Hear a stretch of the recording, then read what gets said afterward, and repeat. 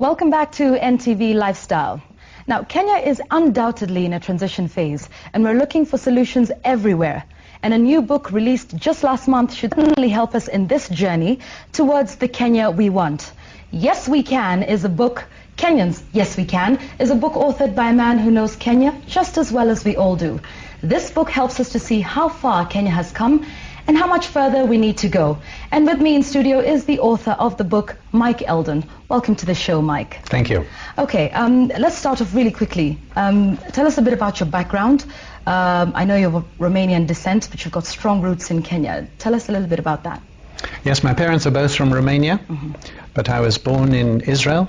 I was brought up in England, and I've been here since 1977. I'm married to a Kenyan. Okay. And I'm here. Okay, good. And now, how long have you been an author? Because in the beginning of the book, you state that you had some difficulties with writing in your youth. It was writing, and partly it was the writing of essays. It just didn't work at that early time of my life. And partly it was the fact that we were told we had to learn poetry by heart. I'm told that's very useful as part of one's education, to know the poetry, the act of learning, but I just couldn't do it. And even now my memory is far from brilliant, or particularly now. And so writing and words were not something I had a particular relationship with. It came gradually somehow. And so what was that turning point? What was that transition when you now became, you know, the author that you are today? Well, it's the middle road, I guess, was when I started in my 30s sketching out a few poems. Often when I was angry about something or someone. Sometimes when I saw something beautiful, a landscape or a sunset or a moonrise that I wanted to describe and to put down. And that's how it started. And then travel writing. And I think it's travel writing that really got me going. And the lighter, funnier, sillier side of that, and what happens when one travels to difficult places, which I was doing at one time with my children. Okay, so now let's get back to the book, Kenyans, Yes We Can. What was the idea behind the book? It's a collection of stories that you've been writing over the years? It's nice to write a book.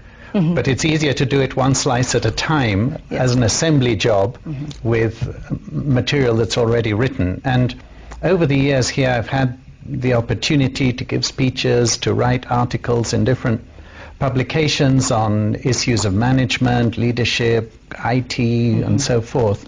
And it seemed a nice idea, partly because most of what I've written over time is timeless stuff about people. People are people, and so I thought it would still be valid today. And some of it is already interestingly historical, particularly the IT elements, where I included them because it's not so long ago, and yet so much has changed since. But as I gathered my possible material together, and we were looking for a title, my wife and I talking about it, she came up with this theme of Yes We Can that seemed to sum up what I felt about this country, and it does really well. It does sum that up well. And so then we aligned and selected material that supported that theme rather than other types of writing that didn't. So it is it didn't conflict with it. So it's a collection of articles you've been writing since 1993. Yeah, articles and some speeches I've given, school speech days and other things. And currently you write for the Business Daily. That's right. I've been doing that for about 2.5 years. When I started, I didn't know how long I could last, but now I'm relaxed. I can keep going. 2.5 years. Okay, so I'll just stop right there. You can feel free to call if you've got any questions for Mike Eldon, author of the book Kenyans, Yes We Can. And the numbers are on your screen. And just to remind you, the first 3 callers will get a free autographed book from the author himself. So feel free to call us in, and we would love to hear from you and what you think about the book. Now, Mike, let's go on. You've been writing since 1993 and about various parts of the economy in the private sector. What changes have you seen in this country since, say, 1993 to date? I've been very involved with the private sector's engagement with government. Not going back to 1993, but certainly from the turn of the century, from before the turn of the century. And if we look at those 90s, the private sector engagement with government was very limited. Yes. Government did government work, businesses ran businesses. And there were some individuals and some organizations that interacted with government, but there were very few, and it wasn't consistent. And some of us felt that there was this great need, partly to fill the void left by some of the politics that was going on, that was not supportive of creating an enabling environment for the country, that we needed to come forward with policy proposals and to get to know government and what policy was, more of us to do that from more sectors. And that has been an enormous change. So over the years now, since particularly the poverty reduction activity around 2000, there has been a continuous strengthening of these public-private partnerships, which are proving very, very useful for both government and for the private sector. And it's done ministry by ministry, and in the last year or so, this Prime Minister's Round Table, which brings the private sector together with government at a very high level, occasionally with the President too, that is beginning to look like paying big dividends, because everyone is very serious about what is discussed there and what is agreed, and following up and seeing that it does happen, to remove obstacles, to create bigger opportunities.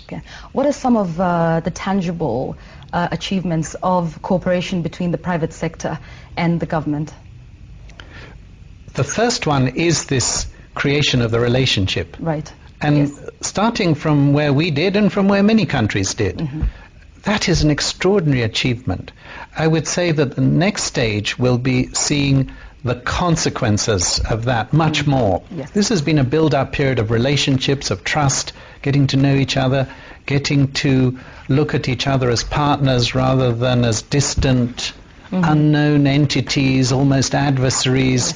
Each one looking down on the other, business people looking down on civil servants, So there's still a lot of that, of course. No, we've not reached utopia, but it's so much better than it used to be, and it varies somewhat by ministry. But the general trend is a nicely upward one. And so within that environment now, it's possible to have more public-private projects as partnerships, whether in infrastructure or in other ways, and including with development partners, and to remove red tape, to jointly promote the country, and above all to build that whole area of economic and social development that is too dominated by these day-to-day politics. Which tends to happen a lot. Let's take a look at some of the articles. I particularly am interested in this one, our Truth, Justice and Reconciliation Commission. Will it really help Kenyans? And you wrote this last year in May. And you said, the TJRC is a noble concept, but no one has yet managed to make a great success of the process. And much will depend on who leads the commission and who will be our tutu. So do you think of the current state of the TJRC? It's now headed by Ambassador Bethel Kiplagat, whom I've noted has written a foreword for your book and is obviously a great friend. What do you think of that process? It's clear that these commissions are hard to make successes. And what I learned at the time I was working on this article and working with people who are in the business of peace building and reconciliation, like Bethel Kiplagat and George Washira and General Sumbueo, General Pandey, Dek Ibrahim and others, is that when people come to set up these Truth and Reconciliation Commissions, we are even more ambitious. We inserted the J, the justice, into it. It's hard to get perpetrators to show up, number one, because they fear being tried elsewhere formally. And secondly, victims start having expectations of compensation which are hard to fulfill. But, well, is Bethel Kiplagat our tutu? I think he is. I think they've got the same color hair, haven't they? Yes, they do. But Kiplagat is a great man. He's a genuine man, and he smiles a lot, but he's not weak. Okay. He has tremendous tenacity, and he has the capability, I'm happy to see very occasionally, to get angry. And so that I think that him with the people that are his fellow commissioners there, they will do a good a job as anyone could. And I think that generally in this country, we know that whoever is appointed to anything, people will come out of the woodwork and say they're absolutely the wrong people, it can't work with them, and clearly that's not true anywhere, and clearly it's not true here. Okay. Although it's a difficult thing to make work. It is indeed. I'll stop you right there. We have a caller. Hello, good morning. Hello? Hello. Hello, hi, how are you? Welcome to NTV Lifestyle. Oh, thank you. I wanted to ask, where can I get his book, and what is his inspiration? Okay. Okay, thank you. Thank you very much. Okay. Well, as he's the first caller, he'll know where to get his book. He'll get it from you, won't he? Yes, he will. Yes. Luckily for you, you do get a copy of the book because you are the first caller on NTV Lifestyle. So we will be in touch with you to let you know how you can get your copy of the book. But back to his question. What is your inspiration when writing all these articles? I'll just add that the book is in bookshops around Nairobi and some of the other bookshops around the country. But I think it was George Bernard Shaw who said that inspiration is a blank piece of paper. Well, these days it's a blank screen, but it comes down to the same thing. Particularly if you have a column and you have a deadline, you know that 1,000 whatever words have to be there by a certain time. And that in itself makes for inspiration. They do say necessity is the mother of invention. It is, and you just have to get yourself in that frame of mind. But the idea of what to write about comes from the work that I do. It comes from the national environment. And it can come any time. It can come when I'm driving or when I'm shaving, and I say, yes, must write about that. Or something I'm hearing, someone talking. It could be something I'm reading in the paper. Many, many sources. All right. Okay, we'll go back to that because I'd like to know what research process goes into that. But we do have another caller. Good morning. Welcome to NTV Lifestyle. Yes? Good morning. What's your name and where you're calling from? I was something up for you. Could you kindly give us your name and where you're calling from? John Anyango. Okay, John. John, just before you go on, you do get a free autographed copy of the book by Mike Eldon. Yes, please. Thank you very much. So give us your comment or your question. No, I was just keen to receive a copy of the book so that I can read what the gentleman says about a beautiful country. All right, okay. Excellent. Congratulations, John. We will get in touch with you as to how you can get the book. Yes. We've got another caller. Hello, good morning. Hello. Hello, how are you? Where are you calling from and what's your name? Okay, I'm just from Kenya. Sorry? Just from Kenya. I'm calling from Gedra in Nairobi. Okay. Yeah, first of all, I would like to congratulate our visitor for the work he has done. And from the cover itself, yes, I've seen the book, but I've not got a chance to read it. Okay, well, you will get a chance to read it because you do get a copy of the book today, so. Okay, thank you very much. You're very welcome. But the title itself is very good in fact, because what I believe is that we can. In fact, I would like to congratulate him for the inspiration he has given us. And I would appreciate very much if I get a copy. Okay, you will indeed get the copy. Thank you very much for that comment. And he's actually raised something that I would like us to go into. The title, Kenyans, Yes We Can. Obviously borrowed from Obama, and you do say that in the book. Do you think it's becoming a cheesy title, sort of cliche, that, you know, we go around, yes we can, yes we can, yes we can. How do we make it real? Well, that's what the book's about. And the book relates to how to make it real and why I believe we can in various aspects. And a lot of what I write about results from talking to young people. I've worked a lot with young people over the 32 years I've been here. So one of the callers described me as a visitor. I'm a visitor to Nation Studios, but I'm not a visitor to Kenya. Yeah. I'd be a visitor anywhere else. And so a lot about young people. And yesterday I was a wonderful group of 40 young people on a program of the organization, the depot that I'm chairman of, called Uongozi Bora. And they're from Kenya and Uganda, Tanzania. And I spent the whole morning with them, talking to them about these sorts of themes of Yes We Can. And as I listened to them talk and I engaged them in conversation, it reconfirmed to me what I've been seeing ever since I first arrived here in 1977, that there is so much talent, so much energy, so much enthusiasm, curiosity, determination about the people of this country, that of course we can. Yes. And that is why this title came up. It is reinforced by our fellow Kenyan in America.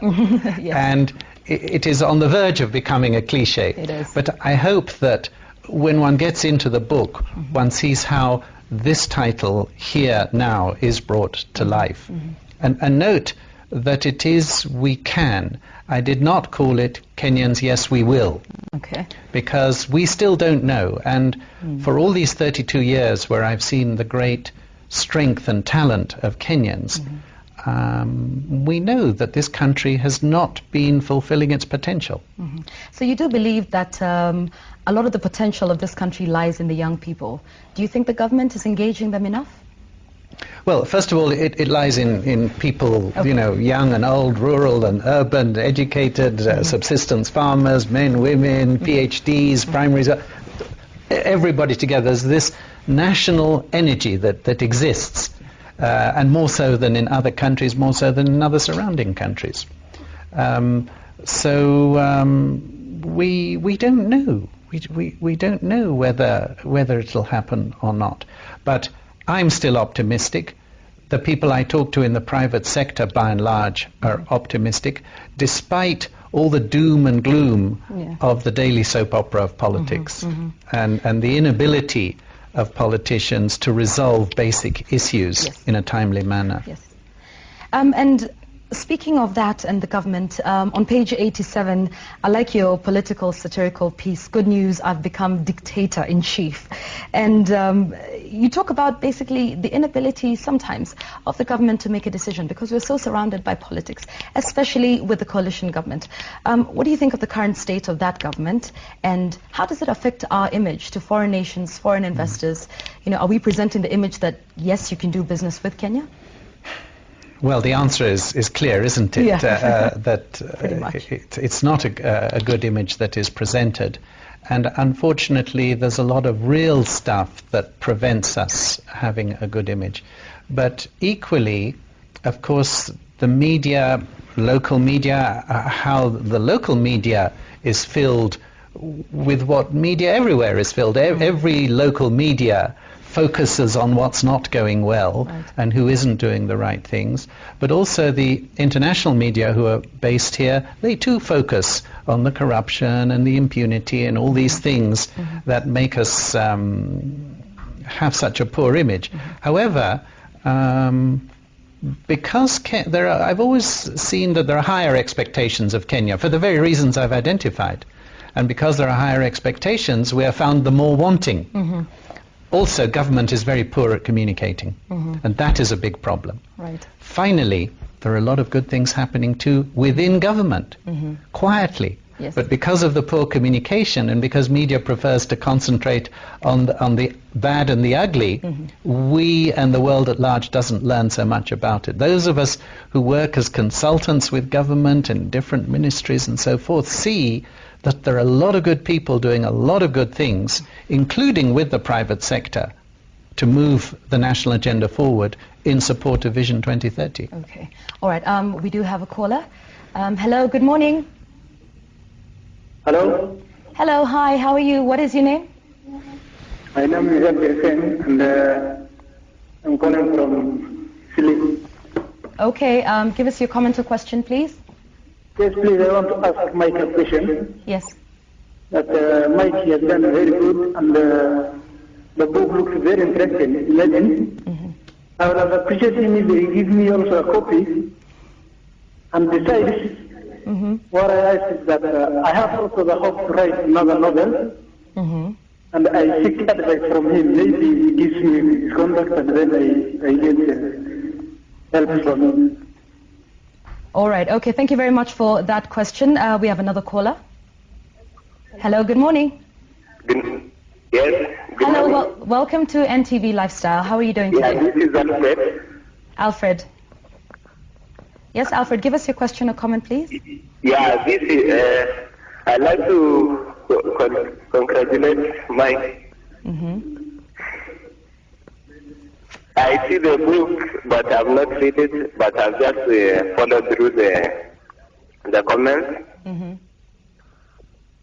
And I see the mantra is fitting well to the society of Kenya. Since we associate ourselves to the big brother, now President Obama, and if all the Kenyans can just channel their energy towards the optimistic nature that we can achieve whatever we set our minds to do. Yeah. Okay. I'm sure even the Vision 2030 will be nearer than it is now. Okay, some optimism there from Alfred. Thank you very much. Provided we find our Obama. Indeed, we need to. We've got another caller online. Hello. Good morning. Good morning. Welcome to NTV Lifestyle. What's your name? My name is Daniel. Daniel. Where are you calling us from, Daniel? Damiani. Okay, where are you calling us from?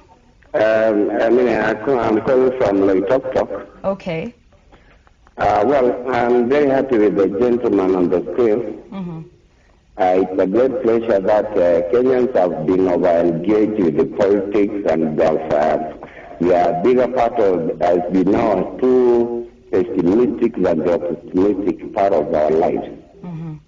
So this gentleman has brought up to change a little bit from the politics which have been crowning all screens and everything, and now we can now turn to the other side of the page. Right. And for that matter, it's great for us that 2 years experience now is coming up with something telling us we are not out of the woods yet, but we can. So let the Kenyans now, people be more enthusiastic and try to join hands and read the book. Probably once they get it, probably it will be difficult to get to the results, but hopefully it will keep the network coming up until it reaches us. So joining hands is a nice one. I like that. Yeah, joining hands is good. Thank you very much for your comment. Just a lot of optimism being expressed by all the callers. And when we were talking earlier about the coalition government, and now it is in the harmonized draft that we're discussing at the moment, a hybrid system. With all the pessimism that we have with the coalition government, do you think this is something we should entrench in the Constitution? What the hybrid system? The hybrid system? Yes. We're all torn, aren't we? Yeah. We don't want the imperial presidency, but we don't know how the sharing of power can work, because it's a tussle and Kenya needs a dictator and a firm hand. My sense is that pretty much any system can work. We just have to choose one and make it work. Okay. And it's sad that it's taken 20 years and we're still not there. We hope this is the final push, but we don't know. We can, but we don't know if we will. Know. But you have an answer, Mike. Hybrid or not? Toss of a coin. I think hybrid is okay, but countries like France haven't always done brilliantly well at it. It turns out that one is dominant and the other one then becomes very weak-muscled. There's no ideal system, but because of other factors, not because of managerial issues, but because of the ethnic issues, we probably do have to have some sort of power sharing, which should involve a prime minister and a president. Okay. All right, thanks. I finally put you on the spot on that one. There's also another interesting article in the book. I do believe it's on page 82, and you talked about spiral dynamics. And this is an article you wrote in 2007, where you talk about before we make national policies, that would be important to know the cultural stage of the people before formulating and implementing that. How important is that? And just tell us about those cultural stages that you listed in the book, just briefly. Well, it's a concept that assumes an evolution of mankind from early man, actually, where survival was what it was all about, and beating off the big animals and finding food and shelter, to one where you're perhaps building empires and it's us against them, to higher levels of more the holding hands that we were hearing about from the caller. And here we're still very much in the us versus them, in the win-lose type of scenario. We find it very hard to imagine win-win possibilities. It's our turn to eat. It's a zero-sum game. Yes. The more you have, the less I have. It's a world of scarcity rather than of abundance. And so we have to take account of that in setting up our structures. And we have to work so hard with this potential we have to get us to the next level, because there are many people here who know about holding hands, who know about trust in organizations, in industries, in many spheres of society, in communities. And there are areas where with good leadership people are holding hands and achieving development. And so much of it is to do with generating the right style of leadership that knows how to bind people together around a common vision in living healthy values. And actually my life's work is supporting that kind of growth and helping people to align energy around a common vision. And the way I was putting it to these young people yesterday is to have a good time doing good things. We know how to have a good time, but we also don't always know how to do good things. Yes, I like that. Do you think we take account of that at the government level, formulating policy, implementing it? Do you know if the government has any sort of idea of at which stage the Kenyan culture is, and therefore make policies that are suitable for us at this level? In terms of politics, we've adopted the Westminster model, which is absolutely adversarial.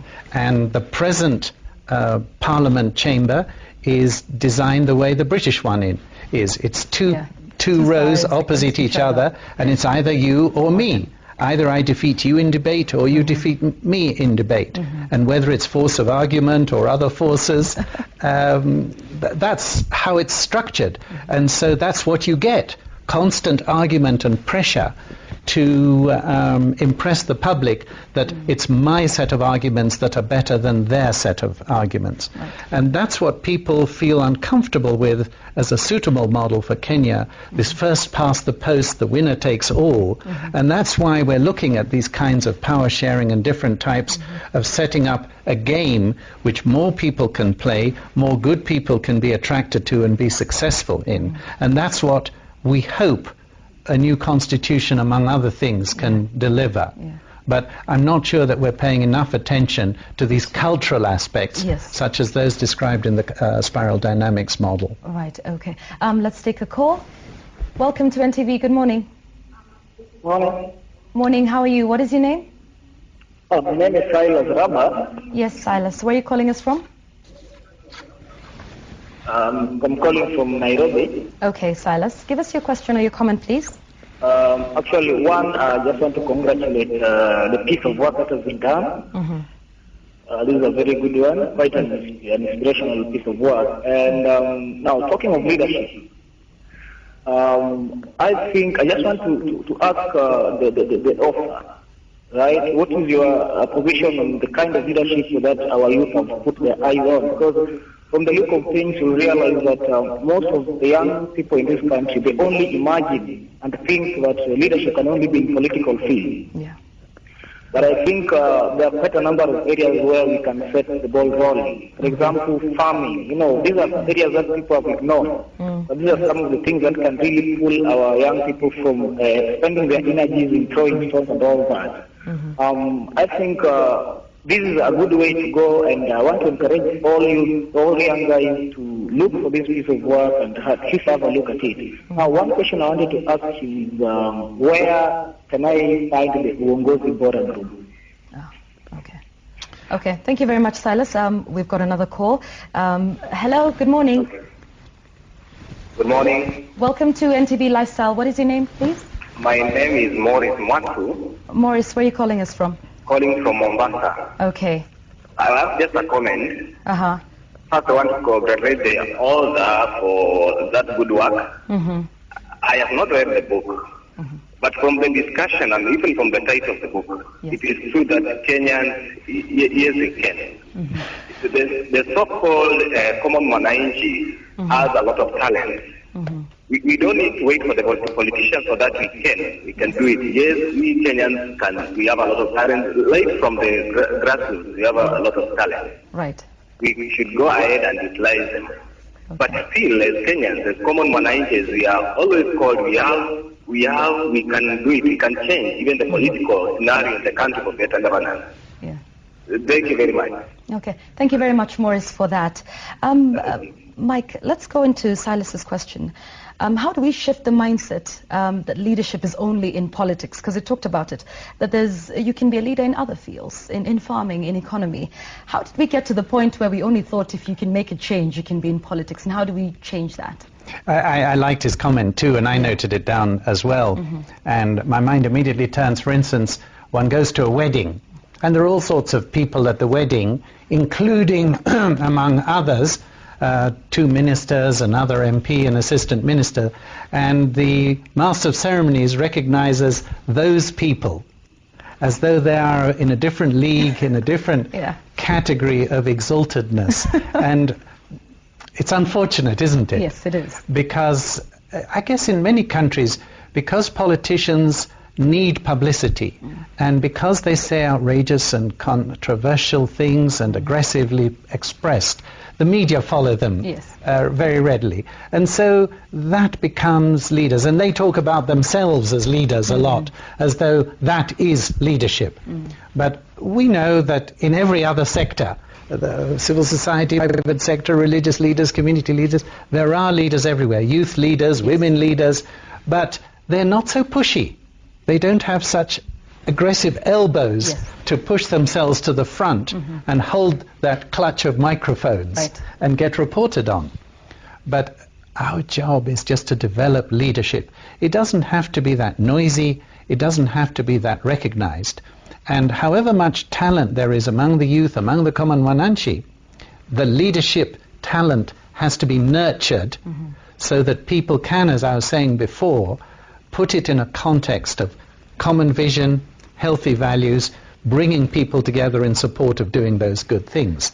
And it turns out that the politicians are often better at dividing energy than at uniting it. And so particularly in this country, there's greater need for this complementary leadership to do that aligning and that moving forward, right from the grassroots. Right. Do you think there's a need to make other sectors of leadership look attractive, or sexy is a word? Do you think depends how you define attractive. Because if attractive is media coverage, the answer is no. But if attractive is giving you the satisfaction of achievement, of working with people in support of improving an agricultural project or an educational project, that is the attraction. So you can't just be after that celebrity status or the need for someone to hold their arm when they're shaking your hand. Or introduce them at big barazas, that sort of thing. So we have to be humble as leaders. Politicians can't afford to be humble because they won't succeed in their trade. It's incompatible with a political trade. But for the rest of leaders, it should be possible, but we have to accept that the rewards are different. And a lot of it comes because of elections, of course. Most of us aren't elected. I'm not elected to be the author of this book. I'm not elected to be the chairman of the depot. And the minute you get involved with elections, that changes everything. Yeah, it does, doesn't it? And Silas also wanted to know about Uongozi Bora and where he can, how he can access and be a member of the group. Well, this is for 16 to 18-year-olds by and large, and it's a program we've been running for 5 years with wonderful support from the Ford Foundation. It's running right now. We'll be running more towards the end probably of next year. But one goes to the Depot website, www.depot Kenya, D-E-P-O-T, Kenya, one word, and that's where details of Uongozi Bora are found. And when I was talking to them yesterday, I told them I'd be with them this morning, allow me to greet them. Okay, go ahead. We will be giving that website in a short while, just so that people can get in touch with you. We do have another caller on the line. Good morning. Hello? Hello? Hello, good morning. Welcome to NTV Lifestyle. What is your name? Thomas Orlando Atani. Okay, Thomas, where are you calling us from? From Eldoret. All right, Thomas, give us your comment or question, please. My comment is about the books. You see, these books are very much inspiring. And the culture of reading has not been looked into so far from primary schools and even the secondary schools. I'm a primary school teacher, but the way our kids are being instilled the culture of reading, the books, the type of books they read are not inspiring. So I would like to know how this culture can be instilled into our kids so that they can have that interest of reading such inspiration books. All right. Thank you very much, Thomas. We've got another caller. Hello, good morning. Morning, how are you? Fine, thank you. Welcome to NTV Lifestyle. Who are we speaking to? Yes, speaking to Ellie from Eldoret. Okay, Elliot, also from Eldoret. Give us your question or comment, please. I just wanted to make a comment. When I look at the post-election violence, I think what Kenyans can, I think there is a lot of potential in Kenyans, and especially when you look at how people had to approach the railway era, it is done in fact, and no Kenyan would be suffering right now in terms of that.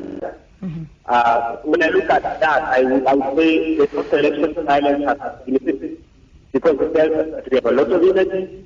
Yes, we can make things, but we have turned away into doing something. And even though I've not read the book, I can see the title has what's called potentiality. That is, yes, we can. The potential is bigger than what we can think about the future, etc. Yes. That is one of the things that I would like to comment about that. And that's a good book. I wish I copy. Okay, thank you very much for that comment, Elliot. And in all the callers all the people who are calling in, it's optimism. And I think that's what this country needs right now, because I think we're just in the doldrums and we're very pessimistic and, from everything that happened. But moving on to Thomas, inspiring reading amongst Kenyans. There have been varying, studies about that. There was a time they said, when Kenyans aren't reading, and then just recently 85% of Kenyans are reading. But I think most of them read fiction and suspense and They read drama. The Nation. And The Nation. Yes, they do indeed.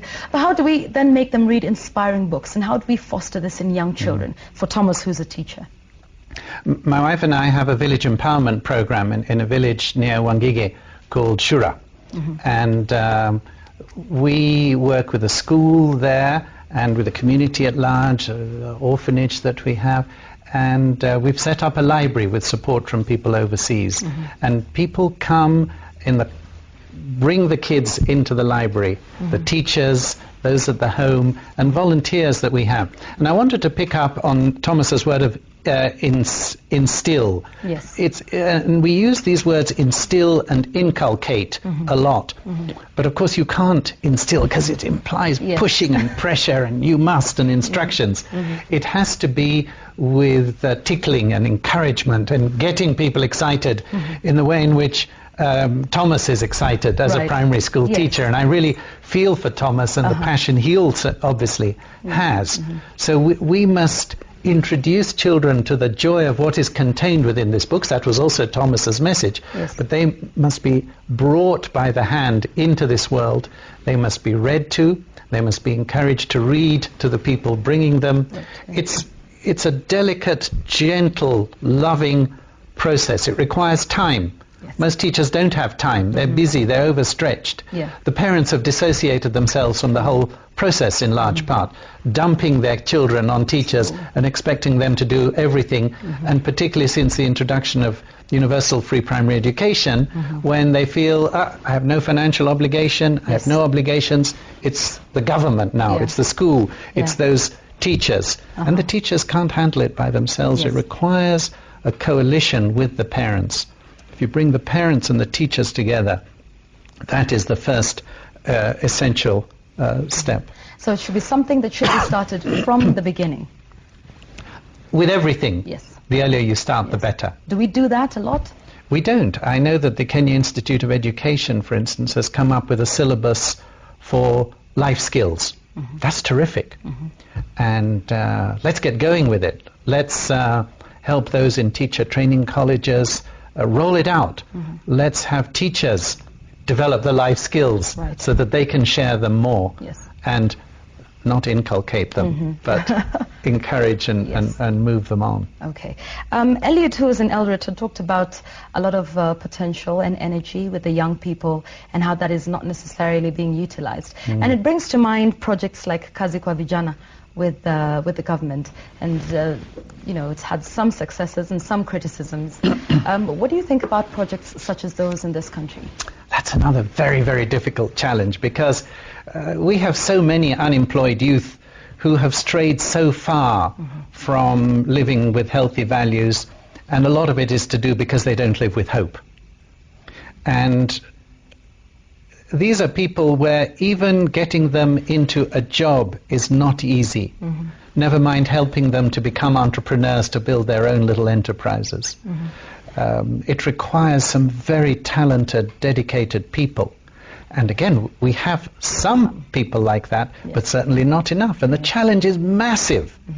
And I think that as much financial resource as we apply, the real difference maker is the human resource. And we must, I think, pay more attention to how we, society, treat teachers and those who work with those who have left school, who've dropped out school, who are angry, withdrawn, rebellious, amenable to being encouraged to violence. And role of the parents, role of the religious leaders, role of the provincial administrators, role of so many actors together. And what we saw in 2008, in terms of this post-election violence, and we're hearing about the tearing up of the railway, is that in some parts of the country where you would have expected such violence, it didn't happen. And it didn't happen because of great local leadership. Courageous, inspired, strong leadership. And sometimes from a chief or a DO or a DC, sometimes from some of these wonderful GSU chaps who've been rightly recognized, sometimes from a priest, defying all the ethnic orthodoxy. And how do we get more people? We've been involved in some culture strengthening with senior civil servants at KIA. Yes, I'm going to have to cut you short because we do have a call-up. We will continue with that. Good morning. This is NTV Lifestyle. Hello. Hello, how are you? What is your name? My name is John Kisembe. John, where are you calling us from? I'm calling from Naivasha. Okay, John, give us your question or comment, please. Now, I just want to make a comment. I'm very much impressed with the program, particularly the title of the book, Kenyans, Yes We Can. But the problem that we are having in society today is the problem of leadership. I'm a secondary school teacher, and I have noticed that even when we have the prefect body, they are not effective. And the reason is that the role model in leadership are the ones who are not providing proper leadership. Now, this Uongozi, it is my wish that it would reach the youth to the grassroots level. We have youth that have dropped out of institutions, and they don't have leadership skills. Even the way they are doing their own things at home, it leaves a lot to be desired. Now, the second question I want to ask is this. How do they get this book?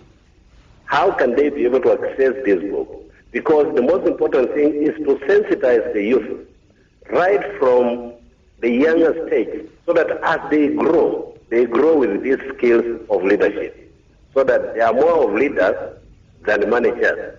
Because currently we have more of managers than leaders. Yes. Thank you. All right, thank you very much, John, for that. We do have another call online. Good morning, welcome to NTV Lifestyle.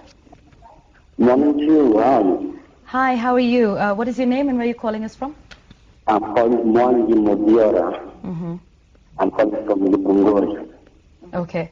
Yeah, well, I just want to make a very quick comment and state that somebody said that Kenyans are not inspired. I will tell you, I think he's one of the most inspired nations. Yeah. We are really inspired. I will tell you that during the last election, I happened to have worked for a guy who was vying for a parliamentary seat, and in fact he made it through. And once he got to parliament, we met a group of, we met all the rest of the aspiring candidates who are vying. And this group really inspired and actually then volunteered to assist the MP elect to work on. About the reading, I am a writer, I'm a poet. The other day I attended Kwan and I was inspired to see so many young people on a Tuesday, on a meeting, not on every month. It was amazing. So I would say that people really like reading, and we are reading, and interestingly, those people who are the research opinion leaders in our society, even here those people that I would listen to, I know they are people who read books, and I will tell you that Kenyans actually do read besides even the academic stuff and all that. Maybe what I would say is that we further need a lot of more awareness on some of the issues. Like there is this thing about the protection teachers that were somewhere in Nairobi. If we would have such a circus moving from Nairobi, you go to Kisumu, you bring the teachers to Githunguri, you go to Mombasa and all those places. I thought people who see those teachers and they will try. I guess Kenyans were inspired. I also want to congratulate Mr. Eldon for that book. Interestingly, I have read the book and I was very inspired and I said, wow, this person is saying Obama here in Kenya, you know, the slogan itself. Yeah, thank you. Okay, thank you very much, Mwangi, for that. We do have another call. Let's take one last call and then we can get back. Hello, good morning. Good morning. Welcome to NTV Lifestyle. Who are we speaking with? My name is John Domo from Matarangai. Okay, John, give us your question or comment. Okay, I had a question for Mike here. We have seen that there have been a lot of people and professionals who have been coming to the media and telling us about how they can improve our Kenyan society. And my question is, writing a book is theory, yeah? Then how can you help Kenyans to act practically? Instead of these of books and they're not helping Kenyans, we are keeping on writing books. Since I finished my school, I hear people writing books and coming to TV talking about these issues. But practically, Kenyan people are suffering. There's nothing which have come up like a practical thing, you know. Instead of writing theory books, why don't we do it practical and help Kenyans at least change the lifestyle? And then something else I want to say thank you, Mike Eldon, for bringing this beautiful book, Kenya Yes We Can. Now, what's our plan in 2012 at least to try and change this situation of corruption and impunity in Kenyan society? Thank you very much. Thank you very much, John. Some aspirations there for 2012. And let's just go back to John from Naivasha, who talks about not enough role models in leadership. And I think he also asked about the reach of Uongozi Bora. What's your reach now? Are you in Nairobi? Are you all over the country? It's regional, actually. We have people from Uganda, Tanzania, and Kenya, rural and urban. And so it's a very big reach that we have. But it means that we can't have too many people from any one country because of our desire to be so regional. That's what Ford Foundation challenged us to do. But it's a great mix, and we do keep in touch with the people who have been on the program in previous years. It's our 5th year now. And some of the people who are facilitators on this one are some who have been participant in the program in earlier years. But I liked John's comment, and I particularly appreciate the fact that there are a number of teachers who've been calling in. Yes. I think that's very nice. And when he talked about role models and are not enough of them, and the way John was talking, I'd like to imagine that he's a good role model. Himself. And we don't have to look at people who are covered in the media to be role models one way or another, and it goes back to this question of who is a leader. Yes. And the other point I wanted to make there, and this is where we work a lot, whether it's with young people or with corporate groups or civil servants or who, leadership starts with self-leadership. Okay. You can't lead others unless you're able to have that conversation with yourself, Yes. where it's you and yourself. It's you guiding yourself. It's you pondering over which way to go, how to be a good role model to others, how to achieve something.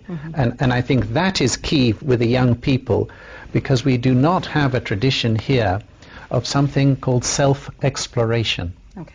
To understand who you are, what you have to offer this world, and how you're going to make your contribution, how you need to strengthen yourself in order to be able to do that.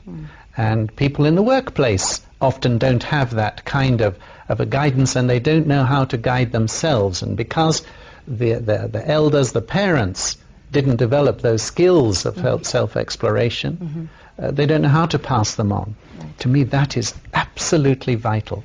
I've done a lot of work in careers guidance over the years, and the more I have done, the more I have focused on this first neglected stage of self-exploration. Okay.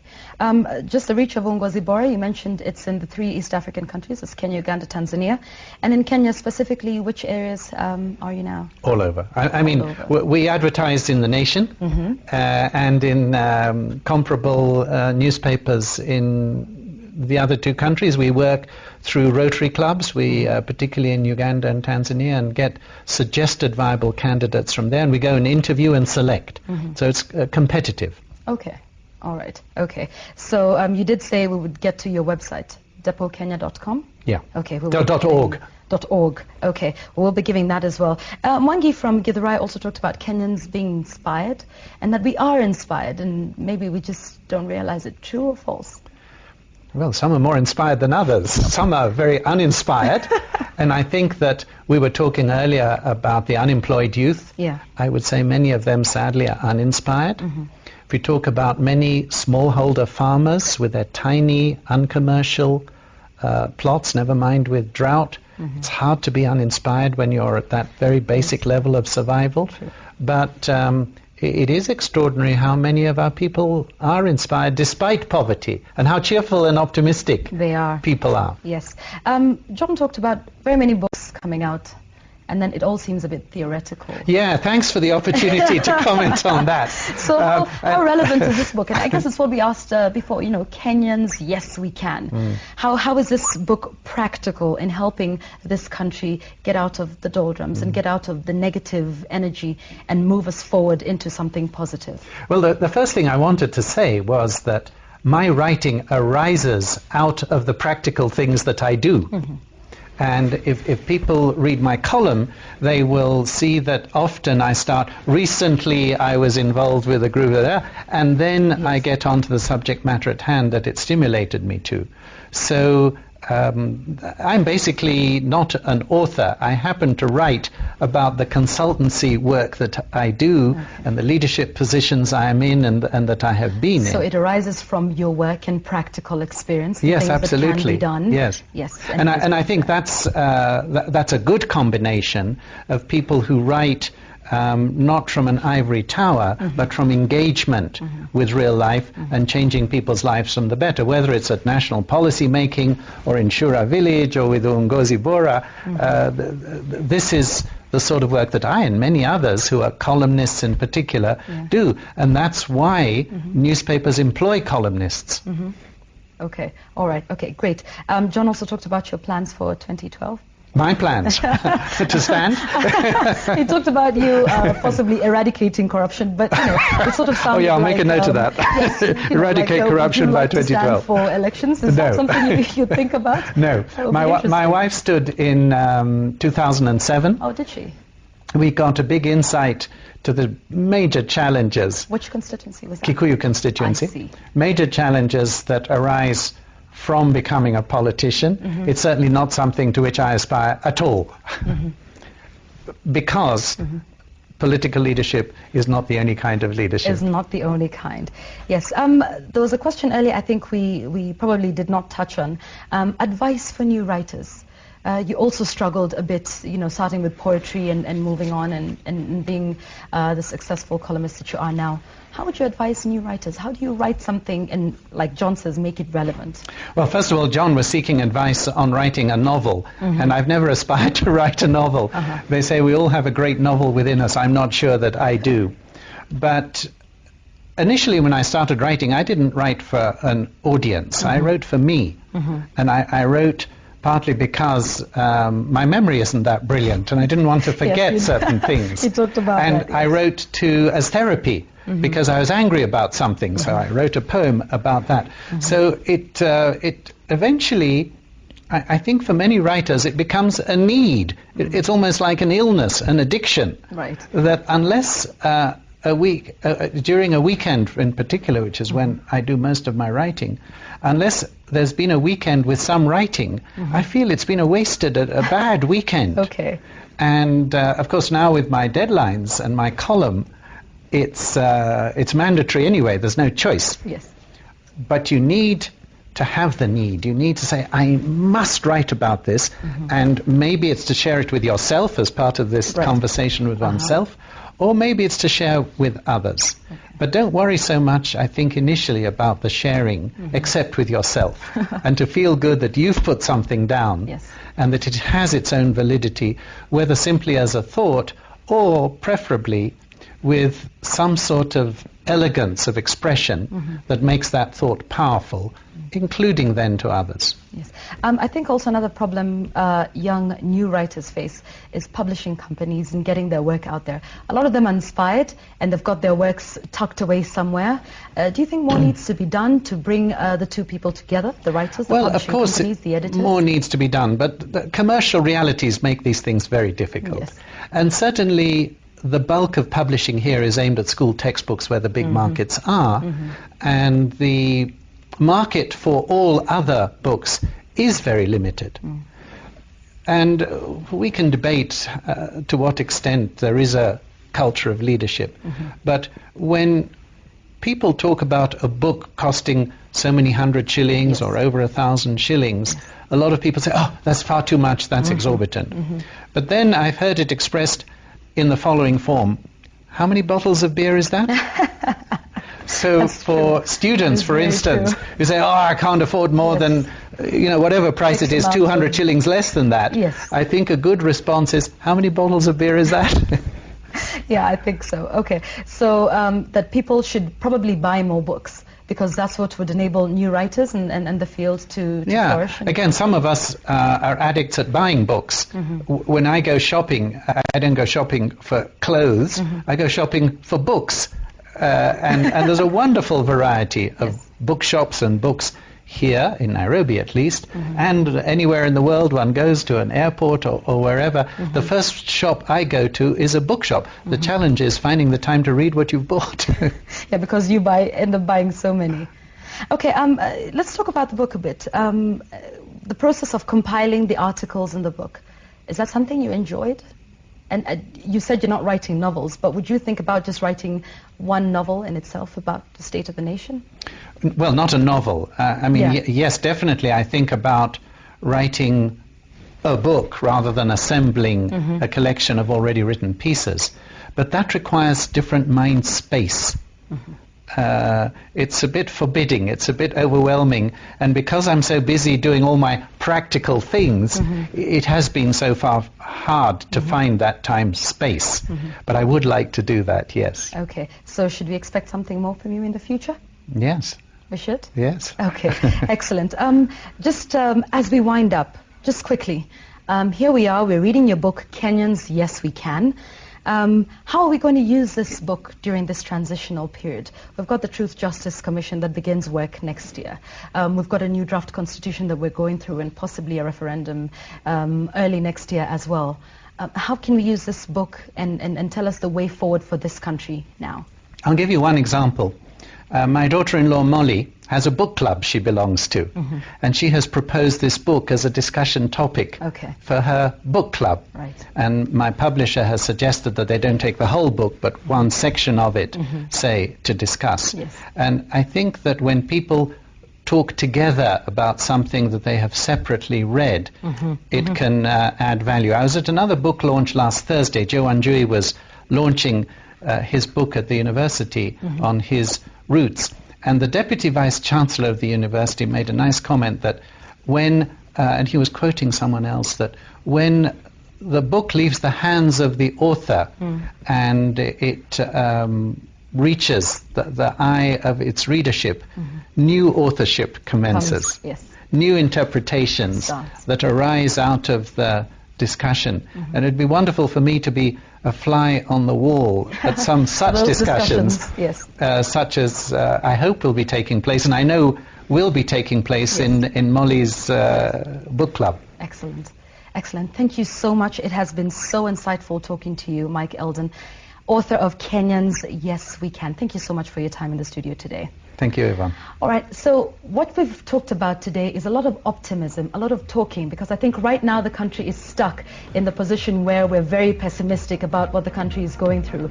But Mike Eldon's book basically encourages us to be extremely positive and extremely optimistic, and more so to talk about what is happening in our country. And that website again is www.depot.kenya, that's D-E-P-O-T, Kenya, one word, .org, if you want to get in touch with him and join Uongozi Bora.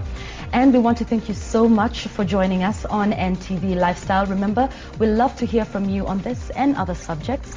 Our email address is ntvthismorning@nation.co.ke. Love to hear from you all the time. In the meantime, today's Tuesday. Have a great day ahead.